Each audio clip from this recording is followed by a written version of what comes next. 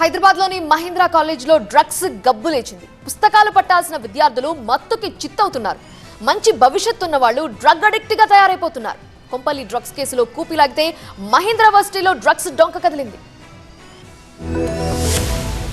మత్తుగాళ్ల తుక్కు రేగొడతాం, గ్రాము దొరికిన గుండు పగలగొడతాం, డ్రగ్స్ సప్లై చేశారు చచ్చారే అంటూ యమాద్ దూకుడు మీద ఉన్న అధికారులు మరో ముఠా గుట్టు రట్టు చేశారు. ఇప్పుడు అరెస్ట్ అయిన వాళ్ళు మామూలు కాదు, బడా కాలేజీల్లో చదువులు వెలగబెడుతున్న విద్యార్థులు.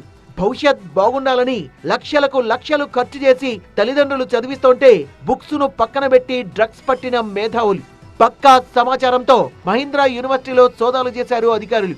లోకల్ పెడ్లర్లతో కలిసి 2 విద్యార్థులు యూనివర్సిటీలో ప్రతిరోజు వందలాది మందికి డ్రగ్స్ సప్లై చేస్తున్నట్టుగా గుర్తించారు. ఈ పెడ్లర్లకు ఢిల్లీ నుంచి కొరియర్ల రూపంలో డ్రగ్స్ వస్తున్నట్టుగా తెలిచారు.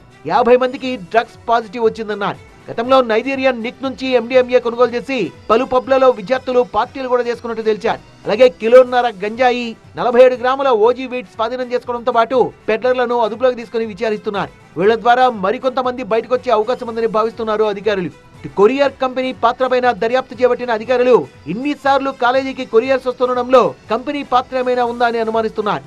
పదే ఒకే ప్లేస్ నుంచి కొరియర్ వస్తున్నప్పుడు చెక్ చేసుకోవాల్సిన బాధ్యత కొరియర్ కంపెనీలకు ఉందంటున్నారు. డ్రగ్స్ నెట్వర్క్ పై దృష్టి పెట్టామన్న నార్కోటిక్ SP రూపేష్ పిల్లలపై తల్లిదండ్రులు కూడా దృష్టి పెట్టాల్సిన అవసరం ఎంతో ఉందన్నారు. ఇందులో కూడా 2 స్టూడెంట్స్ సేమ్ మల్నాడు రెస్టారెంట్కి ఎట్లయితే పార్సల్స్ వచ్చినాయో ఢిల్లీ నుండి 2 పార్సల్స్ మహీంద్రా యూనివర్సిటీకి కూడా వచ్చినాయి.